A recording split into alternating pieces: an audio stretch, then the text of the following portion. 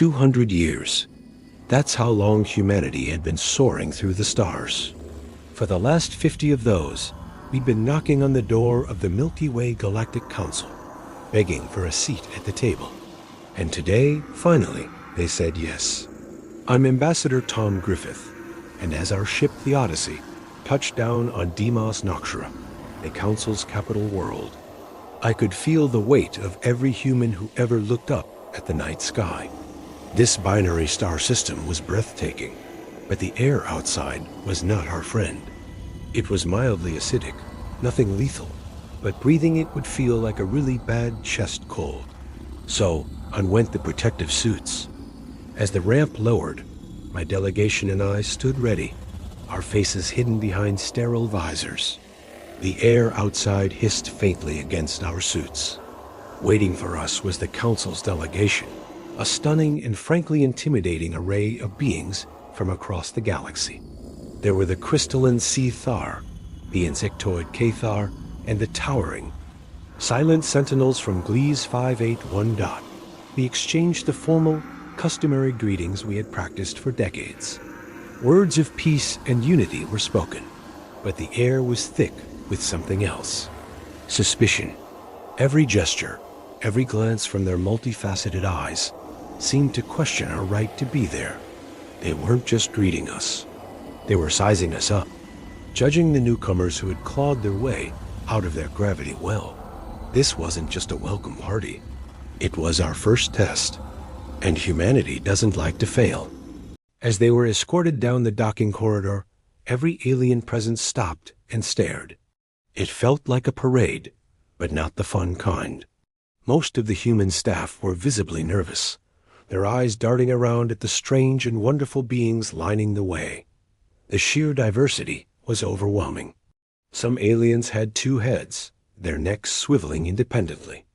Others had huge, insect-like eyes set in lizard-like bodies. One species looked almost human, but their massive, compound eyes betrayed their otherworldly origin. Not all of them were exposed to the station's atmosphere. A few wore bulky protective suits. We later learned one species needed a specific type of liquid to breathe, while another was pure energy, their suit hiding their true, blinding form from view. It was a silent, intense welcome to a universe far stranger than we had ever imagined. Through the eyes of a child, the alien complex was a wonderland. Towering structures reached for an unseen sky, connected by bridges of light. Strange, colorful beings moved with a graceful rhythm, their faces a kaleidoscope of expressions. For the children of the delegation, it was a storybook come to life. Their small hands pointed, their mouths agape in silent astonishment. While the adults grappled with the diplomatic implications, the children saw only magic. They were the first to truly embrace this new world, their pure wonder a beacon of hope for the future of interspecies relations. Which means they need to be in school, since Deimos Noctura only caters to other alien species for schooling. Earth needed to bring teachers along and other support staff, which means doctors, nurses, security personnel. The delegation was lead to their section on the station, which the environmental was set to Earth's atmosphere, which meant the aliens that were leading them had to put on protective suits. Their anatomy couldn't handle Earth's environment. The humans were able to discard their suits and enter into the section. The humans were able to begin exploring their habitat section, while the aliens began their information transfer with the ambassador. As the rest of the delegation scrambled, trying to sort out apartment assignments and keep track of the kids, chaos turned to wonder. The children, buzzing with excitement, had already scattered to explore their new home.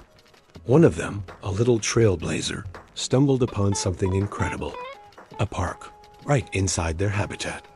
There was real grass, towering trees, and a full playground, all designed to feel just like home. Above, a translucent ceiling revealed one of the binary suns, a warm yellow star so familiar it could have been Earth's. Soon, squeals of delight echoed as the other kids found the park and swarmed the swings and slides. When the adults finally caught up, they stopped dead in their tracks, completely stunned. One of them slowly walked onto the lawn, knelt down, and reached out just to feel the blades of grass beneath their fingers. It was real. They were home. She smiled and said, "I haven't felt real grass in 10 years. Then the rest of them knelt down and felt the grass. They decided to allow to the children to play off their nervous energy as they sat down on the grass and enjoyed the yellow star's energy shining through the translucent dome. One of the aliens came up. His name was Noctura. Cassie, one of the teachers, asked, how did they replicate Earth so well? Noctura simply said, "We have always known about Earth and your kind. We never bothered or cared to know you. You were an extremely young and violent species. It was only in the last 50 years that we were beginning to accept you as a space-faring civilization." So, what about all those other aliens? You know, the ones from human history who supposedly visited Earth. Cassie just nodded, curious. Noctura let out a long sigh. He called them impetuous species, driven by a raw curiosity to learn about humans and this planet. Some, he explained, were clumsy enough to crash their ships here. That put the Council in a tough spot. They had to scramble to retrieve their technology and the bodies of their fallen comrades before any kind of contamination could spread. Unfortunately, contamination did happen. Noctura admitted they had to negotiate with human leaders, a process he described as utterly exhausting, just to get their stuff back. Cassie asked if he was part of those negotiations. He simply nodded. Just then, one of the children, Max, ran up, looked at the ancient alien, and asked, "How old are you anyway?" What a question! Noctura looked down at the small boy and said, "In Earth time, I'm way older than you, young one. I'm 450 years old." Max's eyes went wide. "Wow, you're old. I'm only 10. Then he immediately ran off to play again, his mission accomplished. Cassie stepped forward, her curiosity piqued. "So you saw the birth of the United States, the main colony on Earth?" Noctura nodded slowly. She then asked, "How long does your species live?" He seemed to ponder the question for a moment before answering. "Well, in Earth time, I will live for 1,000 years. So, by your understanding, I'm in my late teens." Cassie just looked confused, but nodded anyway. Noctura then said he was leaving to finish up the processing. Cassie thanked him for talking with him. For the first time since arriving, they finally felt welcome here. Noctura nodded, his expression thoughtful. He explained that most of the alien species were still on the fence about humanity. They were all aware of our violent history, more so than any other species present. It was a difficult past to reconcile, and they weren't sure how to handle it. He advised patience, suggesting that with time, they would eventually warm up to us. Cassie smiled, thanking him for his honesty. After Noctura left, Cassie remained on the park bench, watching the alien children play. Soon, the ambassador and the other humans arrived, their faces filled with the same amazement and astonishment Cassie had felt. It was a scene straight out of a dream. One of them, Bill, walked over to a strange glowing tree and tentatively reached out to feel its bark, completely captivated by this new world. He pulled his hand back, surprised, and said, "That was real bark. Is this a real tree?" Cassie confirmed it was, and that the grass was real too. Apparently, our hosts have known about Earth and humans for a long time. They wanted to create a habitat that felt just like home. The ambassador explained that this environment extends up and down for several levels. They even have a gardening area where we can grow our own crops. And get this, they have something called synth meat. They claim it's just like the real thing from Earth, and we can cook it however we want. Nobody said a word. I don't think any of us knew how to react to that. Then Cassie asked if we brought seeds. The ambassador said yes, we did. It was clear Earth had no idea what the living arrangements would be like. So they wanted to make sure, if we could grow crops that we could, they are in stasis, one of the cargo holds that is in vacuum. We will get settled, and then we will go through the ship and start bringing that stuff in. But in the meantime, we need to do quarter assignments. So let's go and assign them. Everyone agreed, and the adults got up, then began walking out of the park. The ambassador had the apartment, assignments, and began issuing the various apartment numbers and what floors they would be on. Cassie got apartment 127, and she was on the 4th floor. She grabbed some of her bags and headed up to the 4th floor. She walking down the corridor and found the apartment. She looked at the door, took a deep breath and entered the apartment and was amazed on how spacious it was. She had her own kitchen, dining room, living room, 2 bedrooms, a couple of bathrooms. She was happy. Plus, she also had the same view as the park. She could see the yellow star from her apartment. Then across the hall from her door was a seating area, where she could look down onto the hustle and bustle of the station. She seemed happy and excited, especially since she is starting a new life. She figured that she will never see Earth again. My heart was thumping, a mix of excitement and pure nerves. I wandered down a long, echoing corridor, my footsteps the only sound. A woman tapped the screen, and right before our eyes, a holographic chair shimmered into existence, then solidified into solid matter. They weren't just in an empty hall. This wasn't just a conference. Thanks for watching. The resident with children began first. This gave Cassie time to look through and pick her furniture.